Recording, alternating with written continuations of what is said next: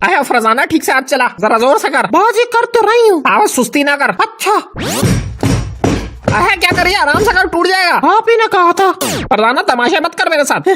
अच्छा ना यार, ये डस्टिंग खत्म हो जाए तो छत से जाले भी साफ करने, जल्दी कर, जल्दी जल्दी हाथ चला। बाजी मकड़ जाल तो कल ही साफ किया सी। आज फिर से कर, और पोछा लगाते वक्त बिस्तर के नीचे से भी लगाई हो। क्या बात है बाजी, कोई मेहमान आ रहे हैं क्या? नहीं तो बिल्कुल भी नहीं।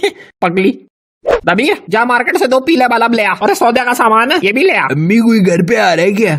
हाँ वो तेरी खाला आ रही है। खाला आ रही है? अच्छा आहिस्ता बोल, काम वाली ने सुन लिया तो भाग जाएगी। नजमा नदीम लोग भी आ रहे हैं? अरे इतना मुझे नहीं पता, तू जल्दी जा और ये सामान ले आ। अच्छा जा रहा हूँ। अरे एक काम कर, ये लगे हाथों जाने से पहले बक्से ऊपर अलमारी में चढ़ा दे। अम्मी इतना भारी बक्सा मैं कैसे चढ़ाऊंगा? अरे काम चोरी ना कर, तूने आज सारे पंखे भी मेरे साथ साफ करवाने हैं। अम्मी मेहमान आकर ये सब थोड़ी देखेंगे। बाजी मैं गाँव जा रही हूँ।